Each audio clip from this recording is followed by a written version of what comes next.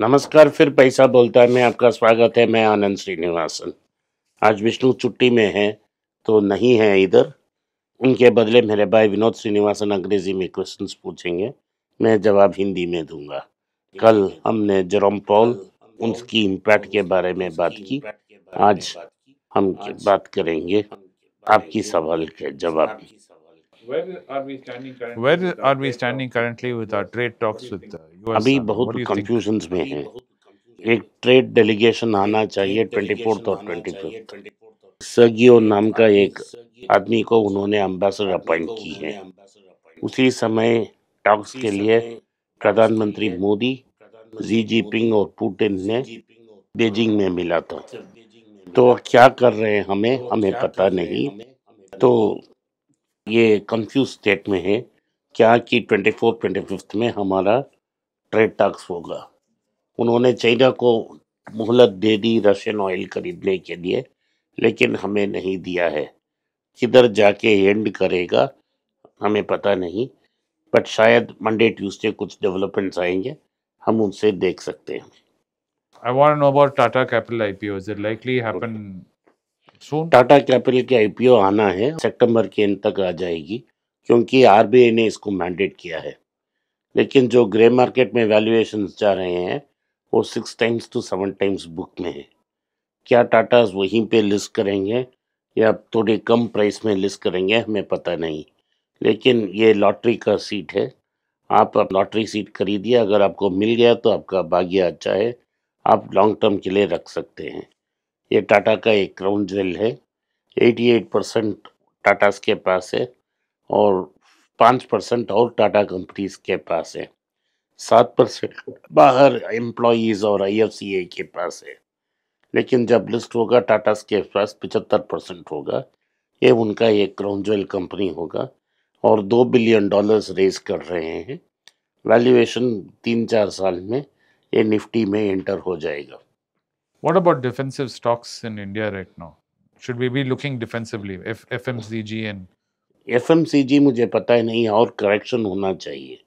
मैं consumer goods की stocks देख रहा हूँ, उसमें Jyothy labs, Godrej consumer, Tata consumer जैसे कंपनियां हैं और आईटीसी है।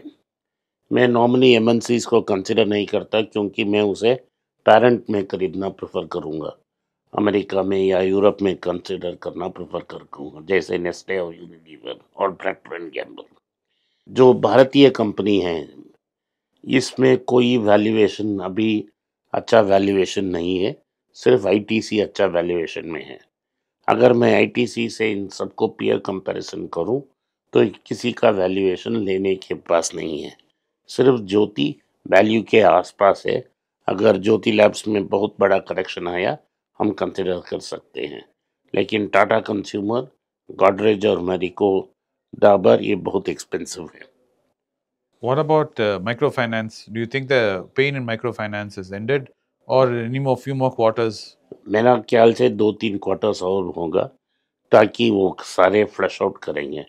अभी तक जो मैं ट्रैक कर रहा हूँ उसमें पेन अभी भी बाकी है।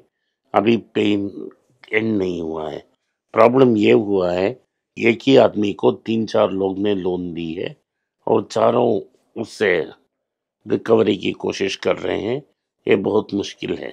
अगर क्रेडिट डिसिप्लिन और गार्ड रेल्स होता ये प्रॉब्लम इतना बड़ा नहीं हो जाता।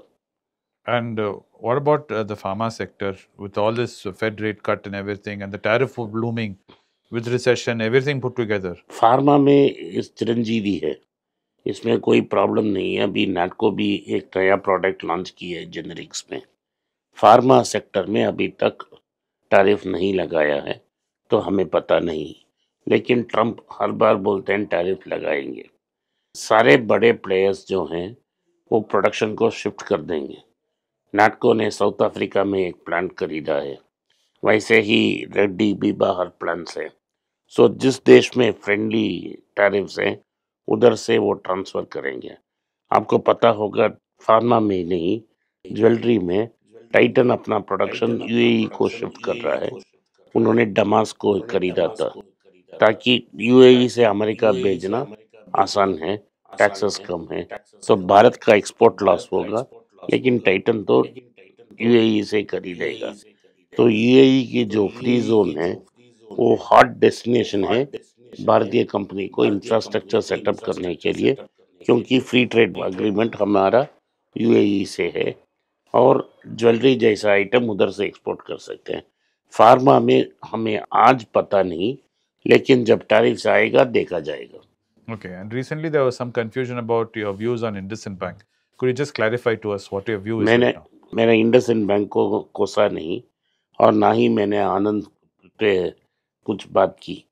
मैंने सिर्फ कहा कि मैं उनके बारे में जानता नहीं हूँ।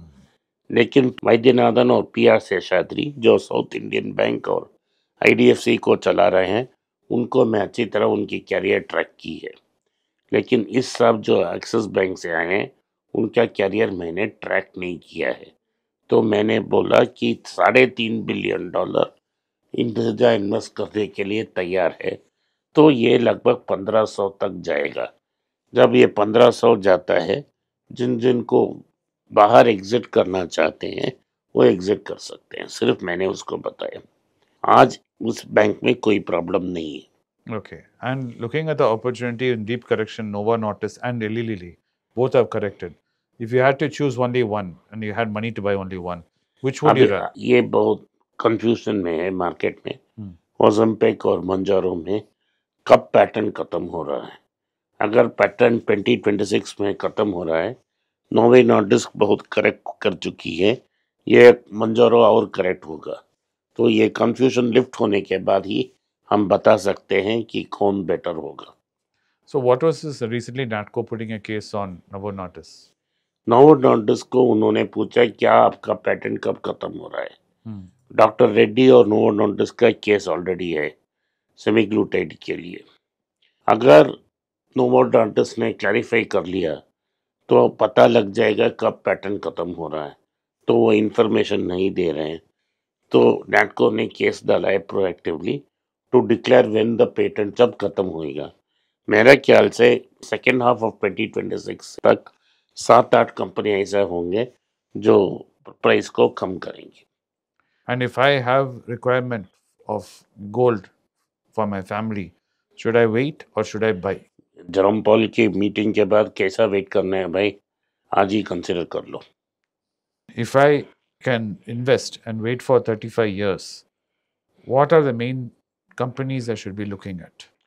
अगर आप 35 साल की बहुत टाइम होराइजन है तो मैं pharma, gold finance companies, IDFC bank, Karnataka bank, south Indian bank और आईटीसी को लूँगा।